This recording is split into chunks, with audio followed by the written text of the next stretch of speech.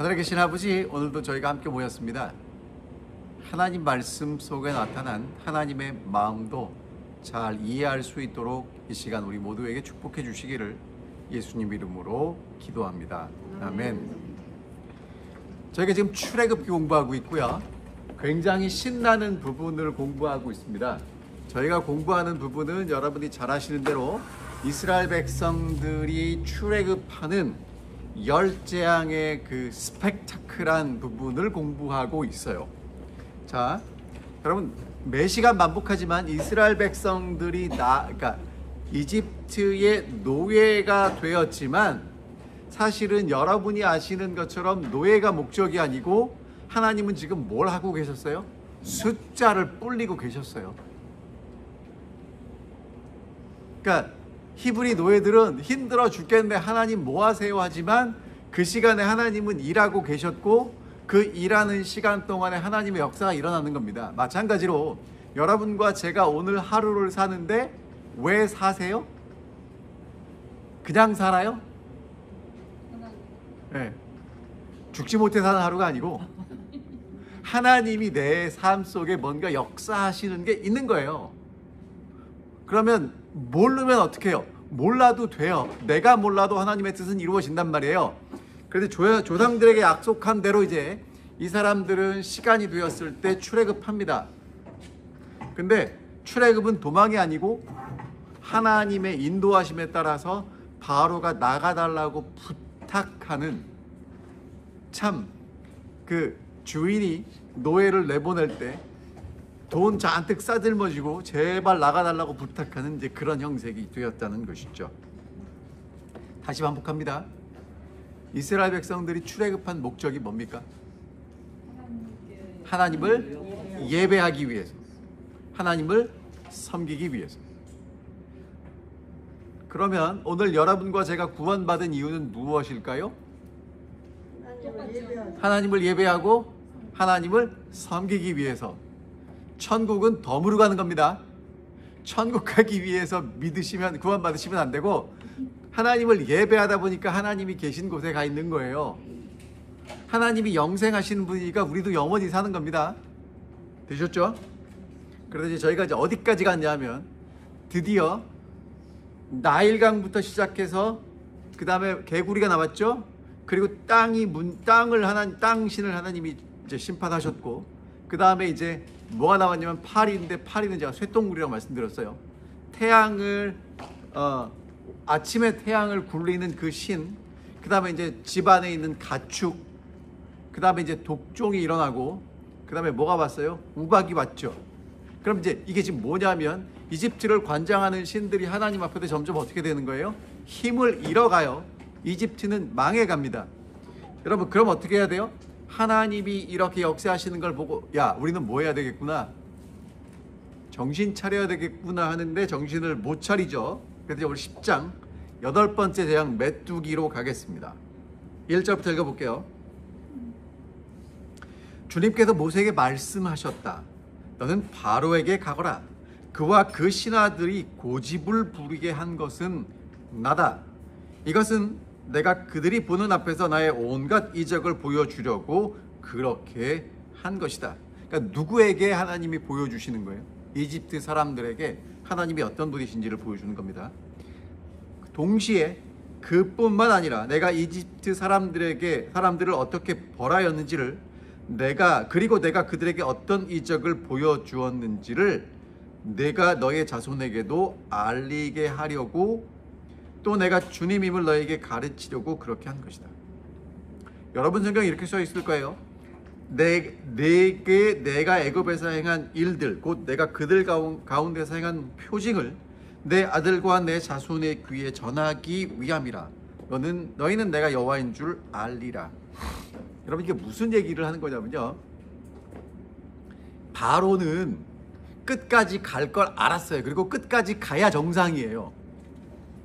왜냐하면 그 당시 최고의 문명을 이루었던 그 나라의 최고의 수장으로 있는 바로가 어떻게 사람들에게 가르쳤냐면, 바로는 신의 아들이고 모든 우주 만물을 관장하는 그런 존재로 있었기 때문에 백성들 위해 군림할 수 있었거든요. 근데 한두 번 뭐가 온다고 얘가 흔들리면 나라가 흔들리지 않겠어요? 끝까지 가는 겁니다. 그런데 그 과정을 통해서 하나님은 뭘 보여주시는 거냐면 이집트의 신보다 누가 더 세다는 걸 보여주시는 거예요. 히브리 노예들이 하나님이 세다는 걸 보여주시는 거예요. 동시에 2절에 보면 하나님이 이것을 이렇게 여러 번 보여주시는 이유가 누구도 알아야 돼요. 히브리 노예들도 우리 조상들이 믿었던 하나님이 어떤 분이신지를 알게 되는 과정입니다. 그래서 내 아들과 내 자손들의 귀에 하나님이 전하시겠다는 거예요. 그러니까 오늘 여러분과 저도 하나님이 우리에게 보여주시는 것 잘 듣고 기억하셔야 합니다. 근데 여러분, 바로가요, 이렇게 하나님이 뭔가 보여주시고 나라가 이렇게 상황이 안 좋아지면 어떻게 해야 정상이에요? 하나님 말씀을 들어야 정상인데 듣습니까? 안 듣습니까? 왜 안 들을까요? 누가 잘나서 그래요? 내가 잘나서 그래요. 자, 여러분, 그러면 하나님께서 지금 이스라엘 백성들에게 이것을 왜 보여주시냐면 하나님 앞에서는 어떻게 하는 게 제일 좋은 방법이냐면 마음을 낮춰야 돼요. 그럼 여러분은 설마 하나님 앞에서 마음을 높이시는 일은 하실까요? 안 하실까요? 안 하죠. 이제 안 한다고 그랬어요. 자, 안 한다고 그랬어요. 자, 그럼 여러분, 마음을 높이는 것과 낮추는 건 무슨 얘기일까요? 어떤 게 마음을 높이는 거고 어떤 게 마음을 낮추는 걸까요? 쉽게, 여러분, 잘난 사람은요 다른 사람 얘기 안 들어요. 안 들어요. 누가 뭐라도 안 들어요. 근데 내가 배우겠다고 하는 사람은 다른 사람 이야기를 들어요. 자, 여러분은 하나님이 내게 하시는 말씀을 잘 들으시나요? 분명히 내라고 그랬어요. 자, 근데 그 다음 질문. 자, 그러면 하나님이 내게 허락하시는 일들도 하나님이 내게 하시는 말씀일까요? 그렇죠. 아니에요? 그런데 우리는 자꾸 뭐라고 하나님께 기도하냐면 하나님, 내게 이런 일을 허락하셨군요. 뭐라고 말씀하십니까? 라고 기도하는 대신에 하나님, 왜 이 모양입니까? 왜 이 꼴입니까? 왜 나는 이렇게 힘들어야 합니까? 그렇게 끊임없이 기도합니까? 대답하지 마세요. 여러분의 기도는 항상 감사와 찬양만 있어요? 솔직하셔야 돼요. 아니라니까. 그러니까 여러분 있죠? 우리는 자꾸 지금 여기에 누가 나쁜 놈이에요? 이 이야기에서 바로 하나님 말씀 들어요, 안 들어요? 아이, 그 나쁜 놈. 그런데 하나님 말씀을 안 듣는 그 나쁜 놈이 어디 또 있어요? 여기. 그게 누구예요? 요나. 여러분 있잖아요, 하나님 음성을 듣고 마음이 부들부들해져야 돼요. 그래서 여러분, 제가 시간이 날 때마다 강조하는 성경 말씀이 이거죠. 심령이 가난한 자는 복이 있나니. 우리 심령이 정말 가난합니까? 뭘로 꽉 차 있는지 모르지만 여러분, 사람이 돈이 없으면요 뭘로 꽉 채우냐면 욕심으로 꽉 채워요. 자, 우리가 이 공부를 하는 이유는 하나님 앞에서 바로처럼 우리의 마음이 높아지지 않고 뭐 하기 위함이에요? 낮아지기 위함이라는 것입니다. 자, 3절 갈게요. 모세와 아론이 바로에게 가서 말하였습니다. 히브리 사람의 주 하나님이 말씀하셨습니다. 내가 언제까지 내 앞에서 교만하게 굴려느냐? 나의 백성을 보내서 나를 예배하게 하라. 여러분, 이제 바로가 외우겠죠. 예? 모세와 아론이 나타날 때마다 뭐라고 얘기를 해요? 계속 우리 하나님이 우리 보내서 예배하도록 하라고 얘기 계속하죠. 그런데 여러분, 정말 답답한 건 출애굽기는 여러분 해마다 읽어요. 정말 예수를 잘 믿고 싶은 그리스도인들이라면 1년에 성경 통독을 해마다 결심하시고요. 성경 통독은 창세기까지 잘 읽어야 안 읽어요? 그리고 출애굽기도 어디까지 잘 읽어요? 24장까지는 잘 읽어. 이야기는. 그러니까 여러분, 이거 몇 번을 읽었는지 모르겠는데 우리는 자꾸 뭐라고 그래요? 출애굽의 목적은 어디 가는 거래요? 가나안.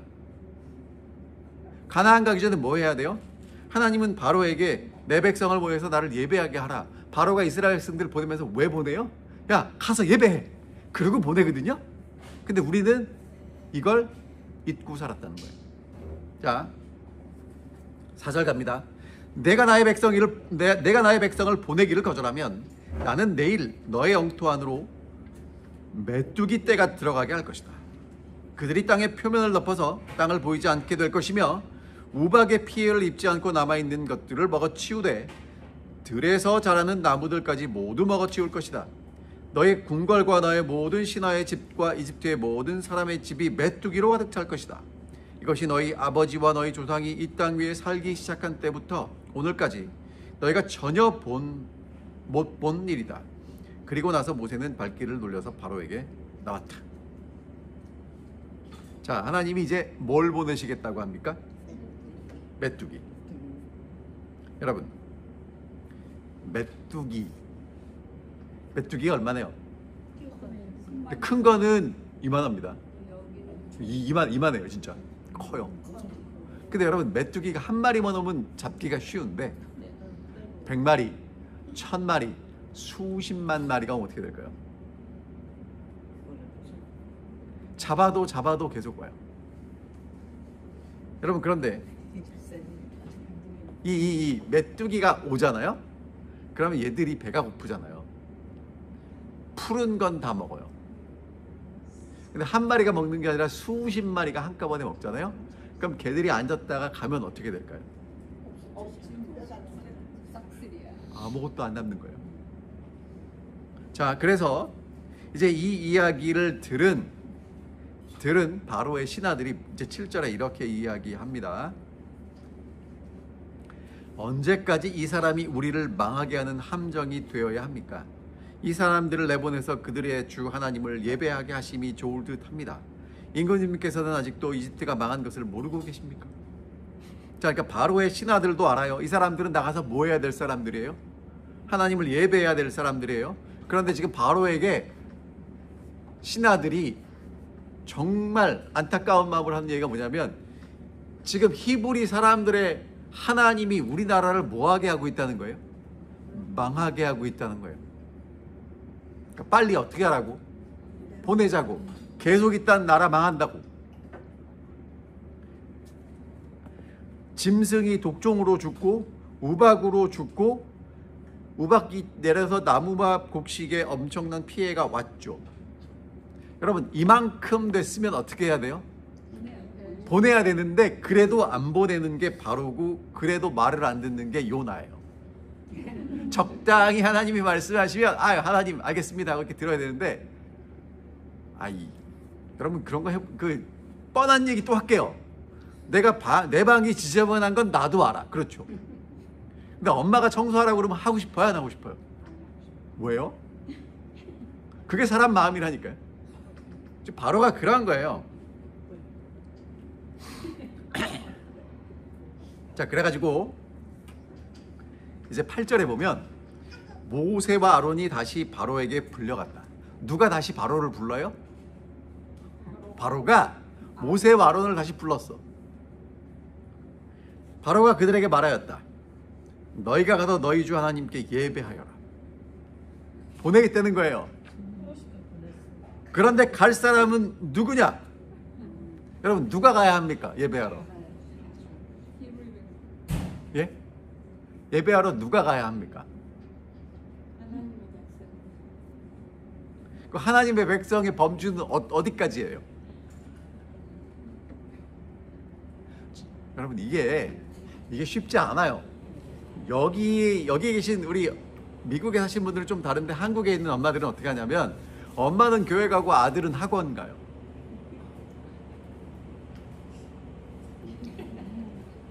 웃으시는데 이거 아주 심각한 현실입니다. 그러니까 엄마는 교회 가서 뭐 하고 아들을 위해서 기도하고, 아들은 가서 딴 거 해요. 뭐 돈도 벌고 공부도 하고 해야 되니까. 그럼 뭐랑 똑같으냐면, 엄마가 절에 가서 불공을 드리는 거나 교회 가서 기도하는 거나 뭐가 다르냐고.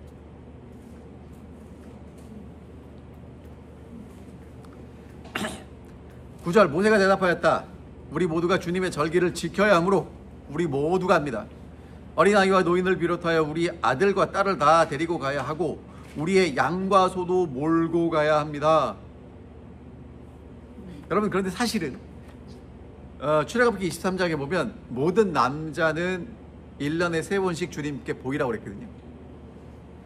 근데 그 남자란 얘기는 이제 패밀리가 포함되긴 하지만 어쨌든 바로는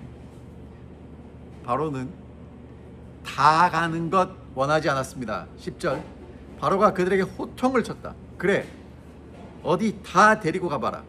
너희와 함께 있는 너희의 주가 나를 감동시켜 너희와 너희 아이들을 함께 보내게 할 수 있을 것 같으냐? 어림도 없다. 너희가 지금 속으로 악한 음보를 꾸미고 있음이 분명하다. 그렇게는 안 된다. 하려면 너희 장정들이나 가서 너희의 주에게 예배를 드려라. 너희가 처음부터 바란 것이 그것이 아니더냐? 이렇게 해서 그들은 바로 앞에서 쫓겨났다. 그러니까 지금 이제 바로가 어디까지는 동의했어요? 가서 예배해라. 근데 누구만 가라? 어른들만 가라. 자녀는 안 된다. 여러분, 자녀가 안 되면 어떻게 될까요? 그러니까 교회가 잘 되는 방법은요, 뭐냐면 어린이 사업이 잘 되면 엄마 아빠는 와 있게 돼 있어요. 근데 엄마 아빠만 잘 되면 애들이 올지 안 올지는 모르겠어.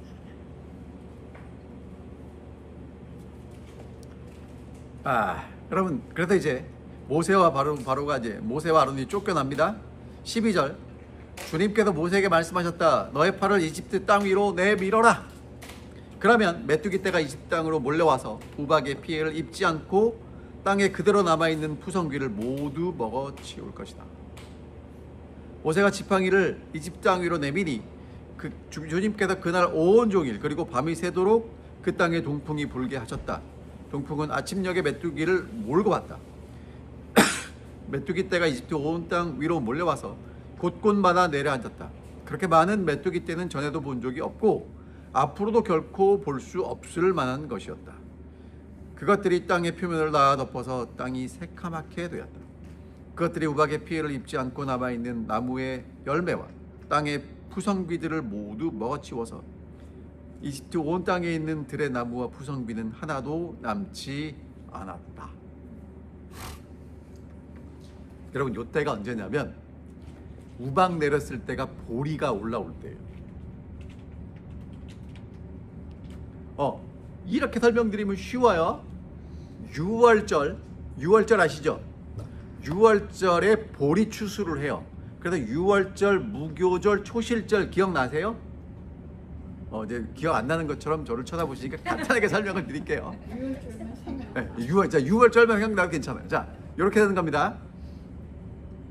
이스라엘은 봄절기와 가을절기가 있는데 봄절기에는 뭐가 나오냐면 곡식이 나와요. 그리고 가을절기에는 뭐가 나오냐면 나무의 열매가 나와요. 됐죠? 그럼 봄절기에 여러분 밀이 먼저 나올까요? 보리가 먼저 나올까요? 보리. 그래서 보리 수확을 할 때가 6월절이에요. 그래서 6월절에 금요일, 그 다음에 일요일부터 한 주일, 그리고 금, 안식일, 일요일, 그 3일이 6월절, 무교절, 초실절이에요. 예수님의 죽음과 장사와 부활을 상징하는 절기인데 초실절 때 처음 수확하는 그 곡식이 보리예요. 그리고 오순절, 50일이 지나면 뭐를 수확하냐면 밀을 수확해요. 그게 오순절이에요. 77절이에요. 됐죠? 그러면 지금 처음에 우박 내렸을 때는 뭐가 죽었냐면 보리 싹이 다 죽었어요. 그리고 이제 시간이 좀 흘렀어요. 그럼 이제 뭐가 나올까? 밀. 고게 나올 때 뭐가 오는 거예요? 메뚜기고.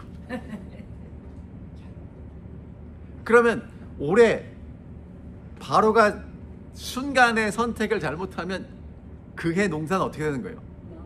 망하는 거예요. 여러분 있잖아요. 하나님에 대해서 내가 어떻게 생각하느냐가 뭘 결정해요? 그 해의 농사를 결정해요. 농사. 그러면 여러분 그 해의 농사란 이 사람들에게 농사는 절대적이잖아요. 농사가 기반인. 그러니까 잘 생각하셔야 되는 거예요. 자, 그러면 이제 이 메뚜기 재앙이 뭐를 우리에게 이야기하냐면, 남아있던 곡식을 생산하는 모든 게 사라지죠. 그러면 경제적 붕괴가 오겠죠. 그럼 여러분, 이제 농사가 망하면 경제적인 붕괴가 오고, 그러면 이제 뭐가 문제가 되냐면, 이제까지 우리를 축복해 준다고 믿었던 신들은 뭐가 돼요? 체면이 깎이죠. 꽝이 되죠. 그러면서 이스라엘 백성들을 하나님이 보호하시는 걸 보면, 이게 뭐지? 이렇게 되는 거예요. 자, 고대 이집트인들에게 메뚜기는 그냥 해충이 아니라 신들의 분노, 자연 파괴의 상징이었대요. 그래서 메뚜기의 자연재해를 신들의 징벌로 여겼답니다. 그러니까 여러분, 이 메뚜기 떼가 하나님이 바람을 불어서 쫙 와가지고 이집트 온 땅을 덮고 훅 지나가면 이집트는 뭐가 되는 거예요? 아무것도 안 남는 벌거숭이가 되는 거예요. 자, 그러면 이게 지금 이제 어떤 이 사람들에게 충격이 가냐 하면 이런 겁니다. 이집트에 곡식과 풍요의 신인 오시리스라는 신이 있어요. 그 신은 곡식과 풍요를 주는데, 지금 곡식과 풍요를 주는 신이 누구한테 밀리는 거예요? 메뚜기한테 밀리는 거예요. 그 다음에 이 사막과 폭풍의 신 세트가 있는데, 사막과 폭풍의 신이 그 바람을 막아요? 못 막아요? 못 막는 거예요. 그 다음에 하늘의 여신 누트라는 신이 있는데, 바람 타고 하늘에서 내려온 메뚜기를 못 막죠. 창조와 보호의 신 아몬이라는 신이 있는데, 그 아몬이라는 신이 이집트를 막아줄 수 있어요? 없어요? 없어요. 그러니까 지금 여러분, 이게 이집트 사람들이 올 땐 되게 골 때린 거예요. 누가 와서 지금 하나님을 등에 업고 누가 와서 얘기를 하냐면, 모세라는 80이 넘은 할아버지. 근데 뭘 갖고 왔어요? 뭐 이렇게 장황하게 박사학위를 가져온 것도 아니고, 뭐 이렇게 뭘 대단한 걸 갖고 온 게 아니라 지팡이 하나 짚고 가지고 하는 게 뭐밖에 없어요. 하나님을 대신해서 말하는 것밖에 없어. 여러분, 오늘 여러분과 제가 가지고 있는 이 성경은요, 이게 얼마나 가치 있는 것을 아는 사람에게는 하나님의 말씀이고요, 힘이 있는 거고요. 모르면 그냥 이렇게 배고 자는 책이에요. 적혀는 그래도 조금 이렇게 좀 덜 두꺼운 건데, 여러분 옛날 성경은 배고 자기 딱 좋아요. 안 그렇습니까? 네, 이만하니까.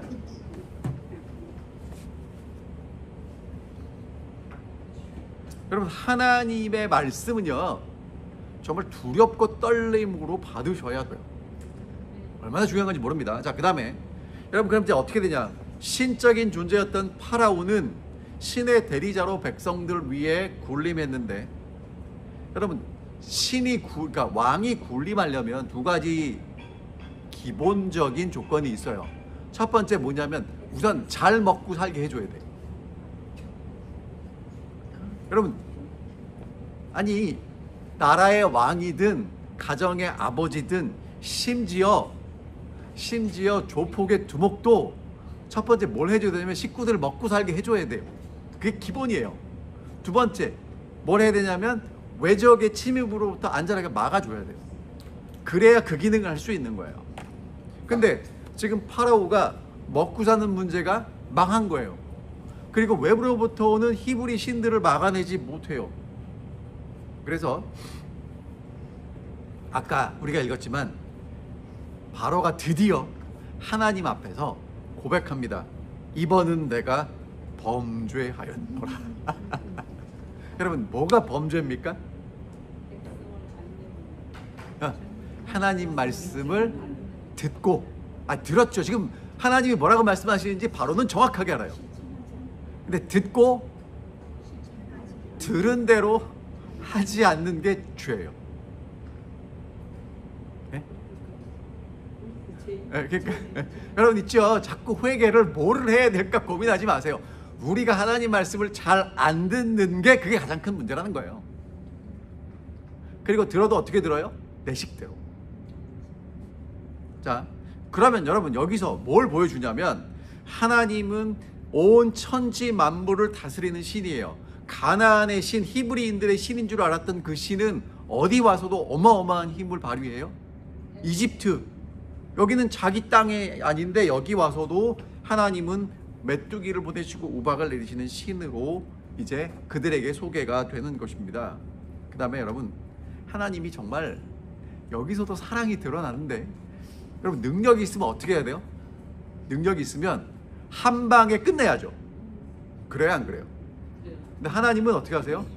조금씩 조금씩 그들에게 하나님이 어떠신 분이신지를 보여주면서 회개할 수 있는 기회를 주세요. 근데 안 해. 자, 그리고 매 시간 반복되는 거지만 하나님은 누구를 보호하세요? 하나님의 백성을 보호하세요. 그럼 여러분과 제가 하나님의 보호 아래 있나요? 있어요. 근데 하나님의 보호 아래 있는데 왜 감기 걸리죠? 여러분, 감기는 하나님이 보호 안 하셔서 걸린 게 아니라 내가 잘못해서 걸린 거예요. 아, 물론 저도 훌쩍거리지만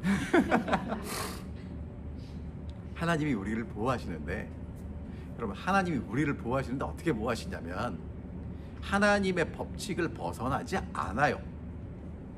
그러니까 우리는 자꾸 하나님이 우리를 보호하시는 걸 어떻게 생각하냐면 홍해 갈라지는 거, 그렇죠? 이렇게 열재앙, 이걸 하나님의 보호하심으로 생각하는데 여러분 이건 특별한 경우고요. 어떤 선지자를 보면 이적이 하나도 없어요.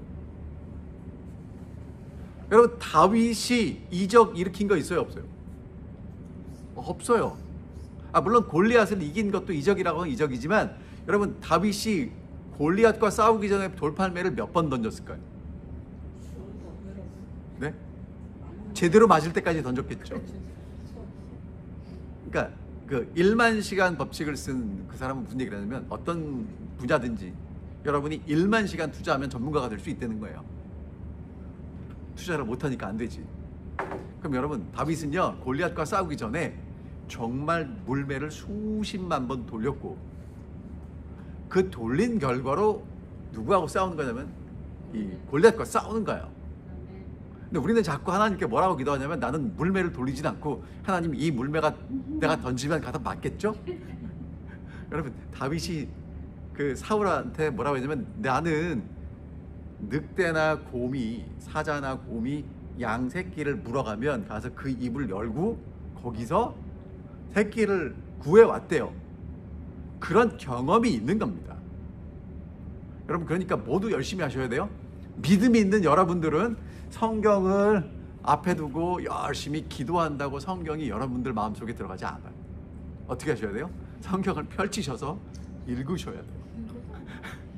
자, 읽는데 여기서 잠깐 팁 하나 드리면, 여러분 나는 성경을 욕심이 있어, 오늘은 창세기를 다 읽을 거야, 그렇게 읽지 마세요.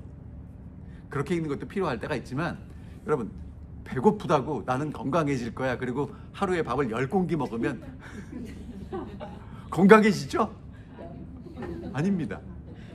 매일 정한 양을 꼭꼭 씹어 먹어야 건강해지는 겁니다. 성경도 마찬가지예요.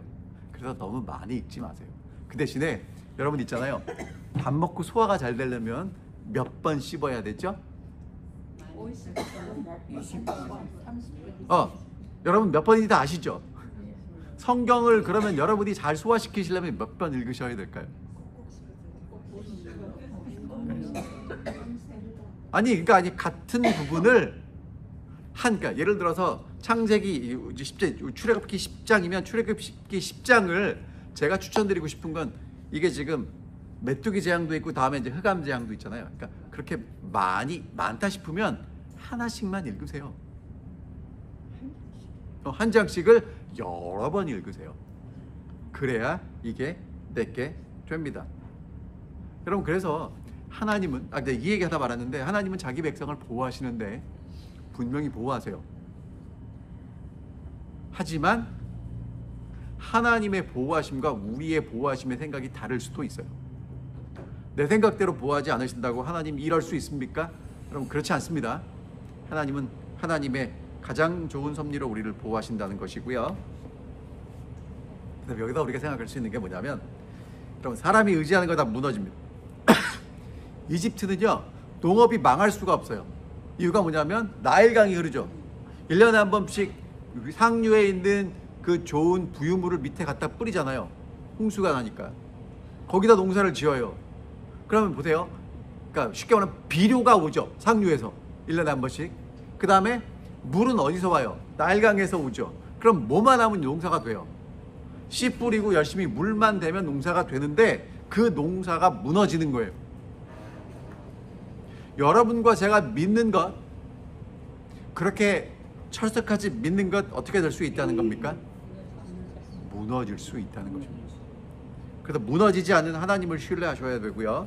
그 다음에 여러분, 우리가 바로를 통해서 배우셔야 되는 게, 하나님 앞에서 교만하시면 안 되고 겸손히 하나님 음성을 잘 들으셔야 합니다.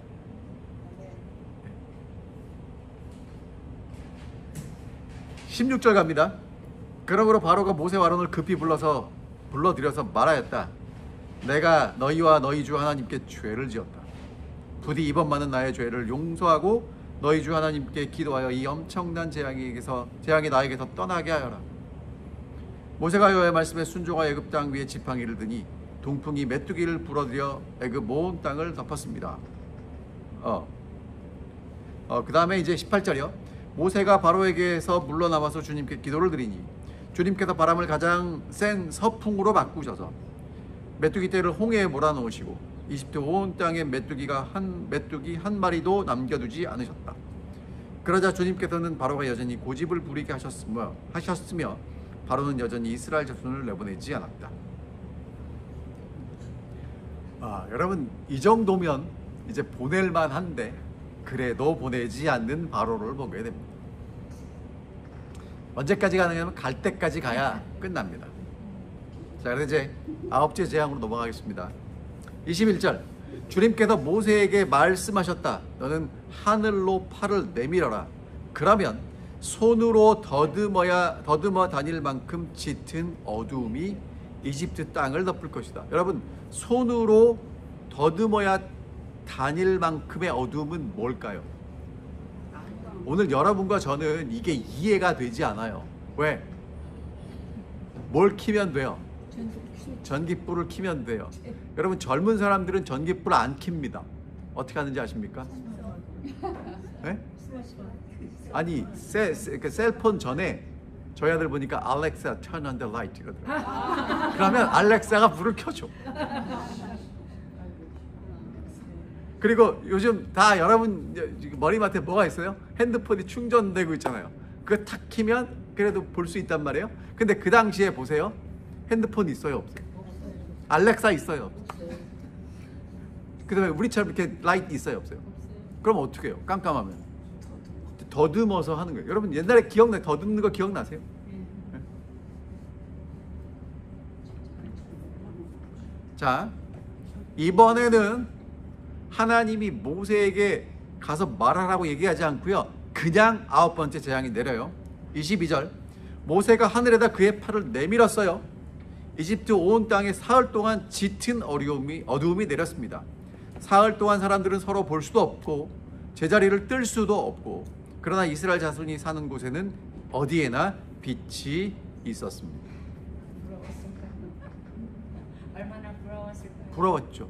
저쪽에 빛이 여러분, 근데 생각을 해보세요. 이게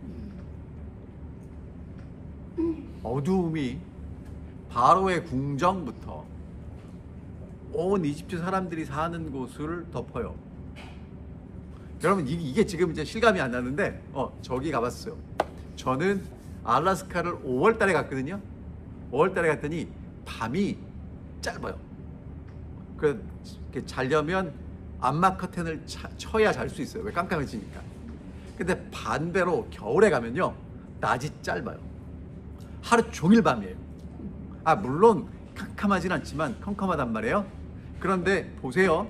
이집트에 지금 3일 동안 해가 뜨지 않아요. 캄캄합니다. 어떻게 해야 갈 수 있어요? 이렇게 사람이 이렇게 만져야만 분간할 수 있잖아요. 그러면 이 사람들은 어떤 생각이 들었을까요? 제가 늘 말씀드리지만 어떤 민족이나 최고의 신은 항상 어디 있냐면 태양이에요. 여러분, 태양은 정말 지금도 굉장합니다. 그러니까 달에는 갔다 왔지만 태양은 갔다 오지 못했잖아요. 그러니까 태양이 있다는 것만 알지 갔다 온 적이 없다니까요. 그리고 여러분, 태양을 잘 쳐다볼 수 있어요, 없어요? 언제 보냐면 이제 그 일식 때 보죠. 그래서 이집트에서는요, 태양신이 라예요. 라 신인데 최고의 신이고 창조와 생명의 근원으로 생각했어요. 그러니까 이집트 사람들에게 태양신은 최고의 신이에요. 그럼 여러분, 제가 지난번에도 말씀드렸지만 태양 가장 가까이 있는 동물이 뭐라고 생각했냐면, 여러분, 태양 바로 옆에 있는 동물이 뭐예요?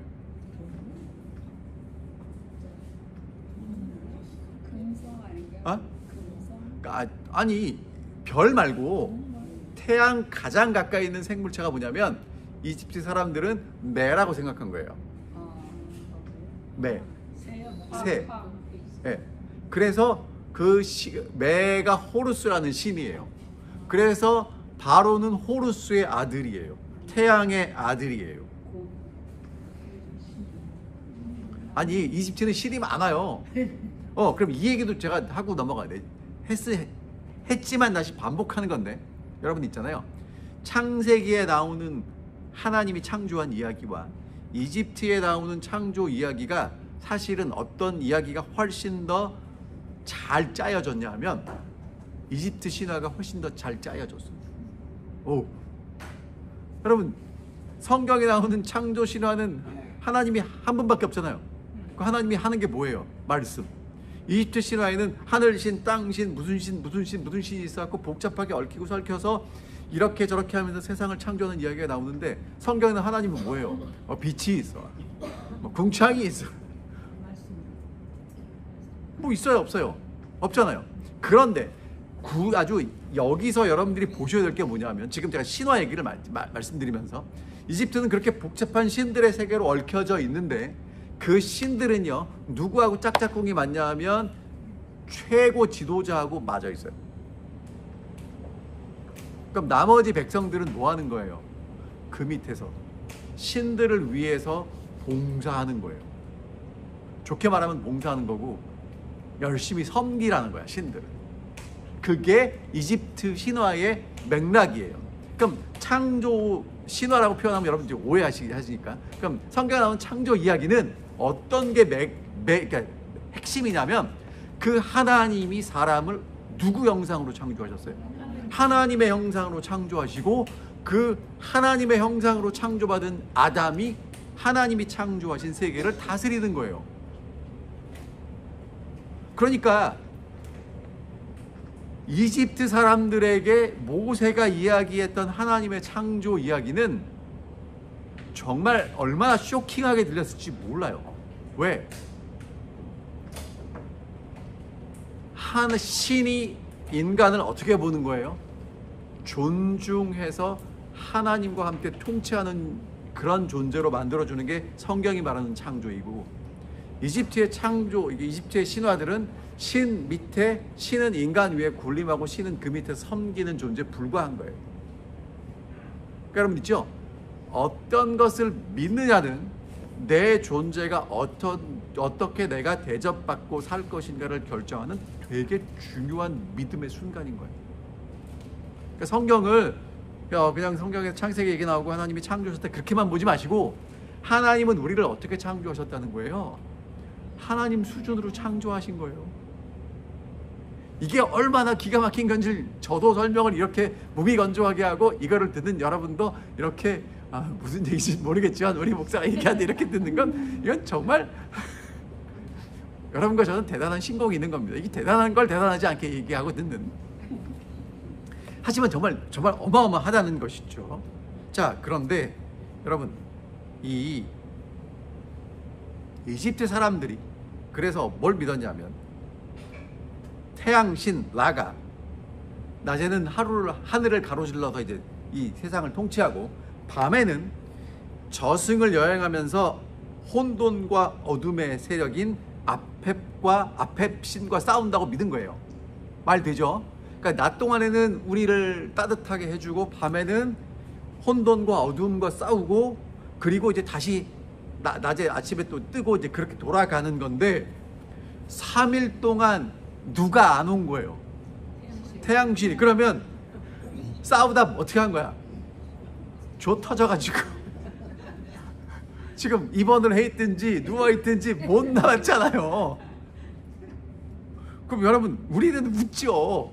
하지만 이거를 믿는 사람들에게는 이게 얼마나 충격이겠어요. 그리고 바로가 태양신의 아들이라는데, 아니 그러면 태양신 빨리 불러와야 되는데 불러올 능력이 있어요, 없어요? 그리고 여러분, 3일 동안 꼼짝도 못했다는 얘기는 사회, 정치, 경제가 어떻게 됐다는 거예요? 스탑이죠. 여러분, 이게 그렇게 간단한 얘기가 아니라는 거예요. 사회적 혼란이 오고 신들에 대한 불신이 오면서 이제 누가 부각되는 거예요? 히브리 노예들이 믿는 신은 무슨 신인지 모르지만 모세가 와서 말만 하면 세상이 뒤집었다가 엎어졌다가 이게 뭐야? 바로가 어떻게 보여요? 별게 아니네, 이렇게 되는 겁니다. 그렇죠? 그런데 여러분, 출애굽기 10장 23절에 보면 이스라엘이 있는 고센 땅에는 뭐가 있어요? 빛이 있어요. 그러니까 빛 되신 하나님이 오시면 빛이 있는 것입니다. 하나님은 이제 하나님 백성을 보호하시는 분이심을 분명하게 보여주고 있는 것이죠. 여러분, 하나님의 말씀이 들리지 않는 사람들은요, 어디 사는 거랑 똑같으냐 하면 흑암에 사는 거랑 똑같습니다. 특별히 바로처럼 마음이 강팍이라고 했고 마음이 뭐라 표현했죠? 완악해지는 건요, 바로만이 아니고 누구도 그렇게 될 수 있어요. 나도 그렇게 될 수 있다는 거예요. 그러면 여러분, 우리에게 희망이 없느냐? 아니에요. 이렇게 와서 하나님 말씀을 듣는 순간 우리는 자꾸 하나님 말씀을 통해서 내 마음이 어떻게 돼요? 부드러워질 수 있다는 거예요.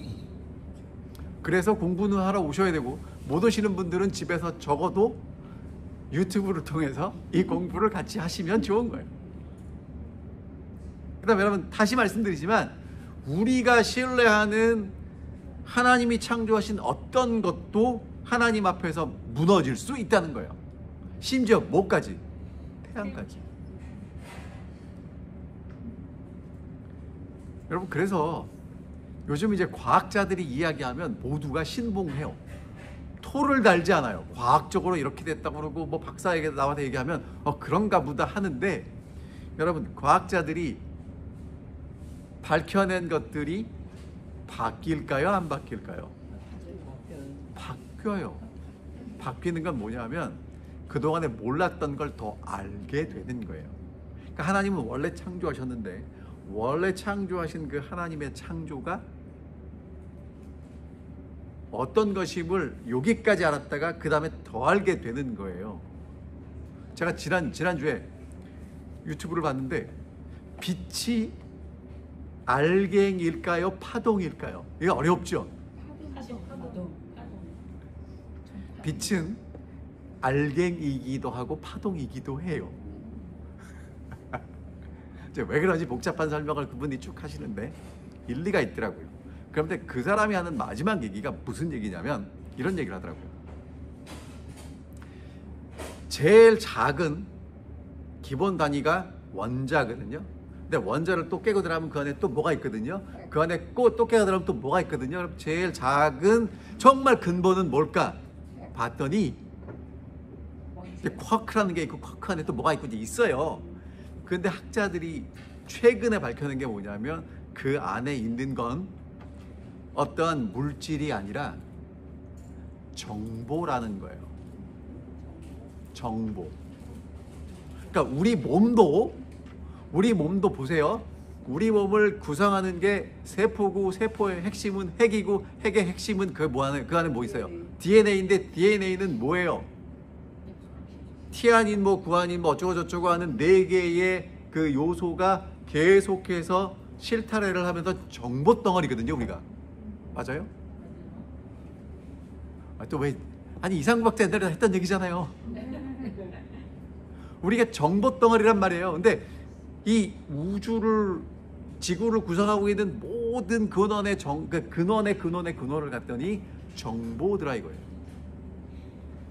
그럼 무슨 얘기예요? 하나님이 말씀으로 창조하신 그게 이 세계라는 거. 그래서 여러분 있잖아요. 오늘 여러분과 제가 하나님 말씀을 듣는 건 정말 빛에 들어가는 거고, 그것을 듣지 않으면 어떻게 되는 거냐면 어두움 속에 있게 되는 거예요. 그러니까 저도 다 이해를 못했는데 설명을 어떻게 드리겠습니까? 하지만 여러분 분명한 결론은 그렇다는 거예요. 그래서 그럼 여러분이 그걸 다 이해하실 필요는 없고요. 어떻게 하셔야 돼요? 빛 대신 하나님이 주신 말씀을 읽으셔요. 왜? 여러분 듣는 건 뭐랑 똑같으냐? 이게 지금 뭔지 설명을 드릴게요. 제가 지금 여러분들에게 설명드리는 건 어떤 거랑 똑같은 거냐면 요리 강습이에요. 여러분 요리 강습에 가서 요리를 맛있게 먹으면 그 요리를 내가 할 수 있나요? 어떻게 하셔야 돼요?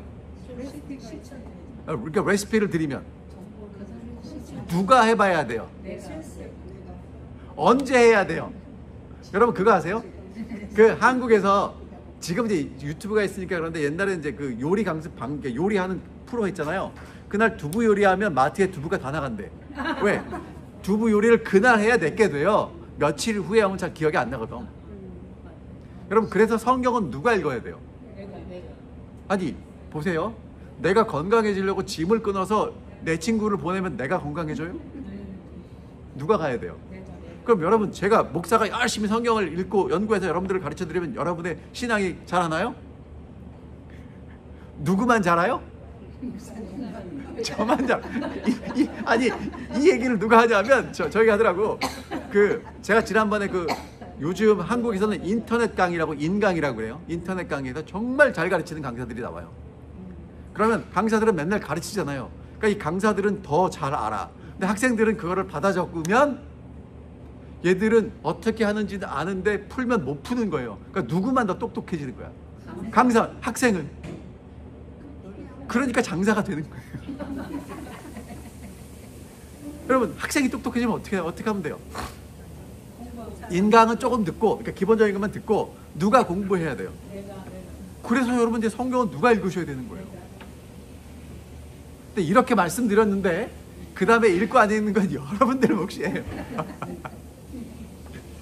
자 24절 가겠습니다. 바로가 모세를 불러들여 말하였다. 너희는 가서 주께 예배하여라. 그러나 너희 양과 소는 남겨두고 너희 아이들만 데리고 가야 한다. 자 이제 누구도 데려가도 돼요? 다 데려가도 돼, 애들까지. 근데 뭐는 남겨두래요. 왜 그럴까요? 그래야 돌아오지. 아니 여러분 생각해 보세요. 양과 소를 놓고 가면 이스라엘 백성들은요 이집트에 있을 때 농사를 졌겠지. 그런데 이제 이집트를 떠나서 가나안에 가면 가나안의 메인 그 산업이 목축이거든요. 이 아브라함, 이삭, 야곱 다 목축했잖아요. 농사도 지었지만. 근데 여러분 놓고 하면 이 사람들이 먹고 살 게 없잖아요. 그러니까 돌아올 거란 말이에요. 자 25절 모세가 대답하였습니다. 임금님도 우리의 주 하나님께 바칠 희생 제물과 번제물을 우리에게 더 보태 주셔야 합니다. 뭐라고 그래요? 양과 소를 놓고 가라 그랬더니 뭐라고 그래요? 우리가 하나님께 바칠 제물 좀 주십시오 이렇게 얘기를 해요. 26절 우리는 우리의 집 짐승을 한 마리도 남겨두지 않고 다 몰고 가겠습니다. 우리는 그것들 가운데서 우리의 하나님께 바칠 제물을 택할 것입니다. 그러나 우리가 거기에 다다를 때까지는 우리가 어떤 것을 바쳐야 할지 알 수 없습니다. 그래서 어떻게 해야 돼요? 다 끌고 가야 돼요. 27절, 주님께서 바로가 고집을 부리도록 하셨으므로 바로는 여전히 그들을 내보내지 않았다. 바로가 모세에게 소리쳤다. 어서 내 앞에서 썩 물러가거라. 다시는 내 앞에 얼씬도 하지 말아라. 내가 내 앞에 다시 나타나는 날에는 죽을 줄을 알아라. 모세가 말하였다. 말씀 잘하셨습니다. 나도 다시는 임금님 앞에 나타나지 않겠습니다.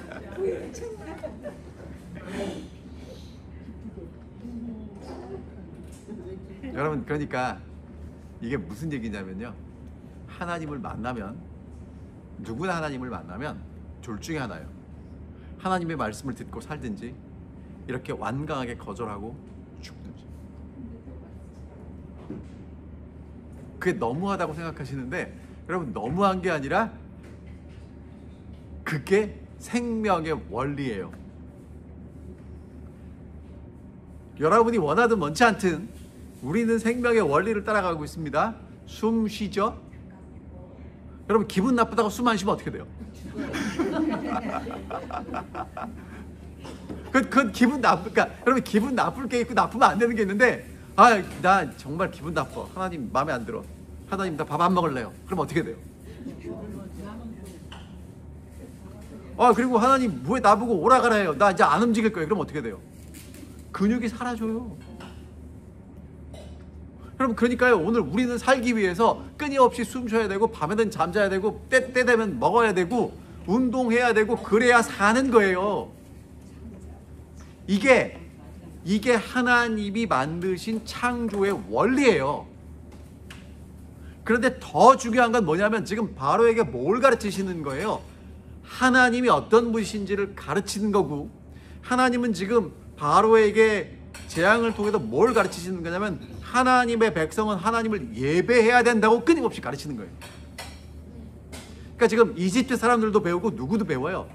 히브리 노예들도 하나님을 섬기는 것이 우리가 해야 될 일이라는 걸 배우는데, 여러분, 정말 안타까운 건 히브리 노예들이 나와서는 하나님을 섬긴다는 건 잊어버리고, 하나님 지금 밥이 맛이 없고 길이 힘이 들고 쓸데없는 소리 하는 거예요.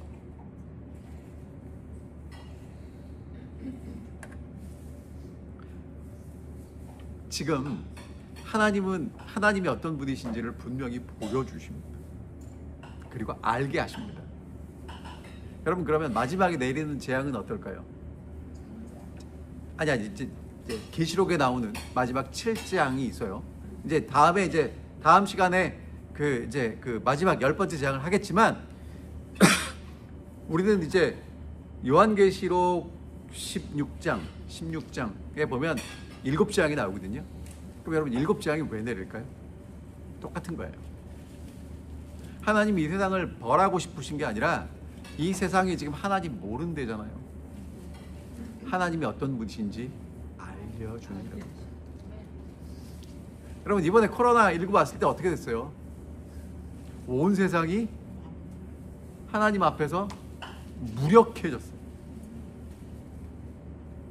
그걸 보고도 하나님의 말씀을 안 들으면, 여러분, 제발 듣게 되시기를 간절히 바랍니다. 그 다음에요, 여러분, 세상은요, 바로는요, 하나님 예배하러 간다니까 뭐라고 그래요? 야, 멀리 가지 말고 여기서 해. 남자만 가. 그 다음에 양과 소는 남겨두고 가. 자꾸 뭐라고 얘기합니까? 타협하자고 그래요. 멀리 가지 말랍니다. 이 땅에서 예배드리랍니다. 여러분, 하나님을 예배하려면요, 세상을 떠나야 돼요. 그럼 여러분, 세상을 떠나라는 게 또 이렇게 이해하시면 안 돼요. 그럼 일단 산으로 가자. 그게 아니고, 안식일은 뭐 하는 날이냐면요, 우리가 있는 곳에서 내가 먹고 사는 것보다 더 중요한 것이 있음을 생각하고 잠시 멈추는 거예요. 그걸 하는 날이에요. 그 다음에 요거는 이제 하여튼 하나만, 다음에 지난번에 우리 권상근 목사님 오셔갖고 무슨 얘기를 했냐면, 여러분, 안식일에 돈 쓰지 말라고 그러죠. 왜 돈 쓰지 말아야 돼요? 우리는 자꾸 지금 돈을 쓰고 안 쓰는 것에 이제 포커스가 맞춰지는데, 뭐라고 설명하시냐면 이렇게 설명하시더라고요. 여러분, 우리가 지금 여기 앉아 계신 분들이 가지고 있는 재정 상태가 똑같아요, 달라요? 다르면 어떤 일이 벌어지냐면 많고 적음에 따라서 뭐 이렇게 질서가 새로 잡히죠. 그래요, 안 그래요? 가지고 돈만 있는 사람이 목소리가 더 커지잖아요. 근데 안식일 날 돈을 못 쓰면 어떻게 돼요? 목소리가 없어지는 거예요. 그게 안식일이에요. 근데 그러니까 이게 하나님이 무슨 말씀하시는지 이해를 못하고 돈 쓰면 안 되니까 돈을 무조건 쓰면 안 돼. 여러분, 아니 무슨 얘기하는지 좀 잘 들으셔야 돼요. 자, 그 다음에 여러분, 멀리 가지 말라고 그러는데 우리가 세상에서 우리를 구별해야 되지만 세상과는 떨어지면 안 되는 거고요. 그 다음에 어린이와 남자 다 가야 되고요. 짐승도 다 가야 합니다. 그러니까 다시 말하면 우리가 이 세상에 살지만 하나님을 예배하기 위해서는 나의 재산, 나의 가족, 내 삶 전부가 하나님께 아름답게 드려져야 한다는 거예요. 어떻게 예배를 드리는지를 이야기하고 있습니다. 여러분, 그러니까 하나님을 섬기는데, 그러니까 요 얘기를 드리고 마칠게요. 여자친구를 사귀는데 늘 바쁘다고 말하는 사람은, 그러니까 이제 연인이 정말 뜨겁게 사랑하는데 바빠라고 이야기하면 진짜 사랑하는 걸까요? 아니요. 아니죠. 연애할 때는 바쁘지 않습니다. 두 번째, 정말 사랑한다고 이야기하면 한국에서 하는 얘기예요.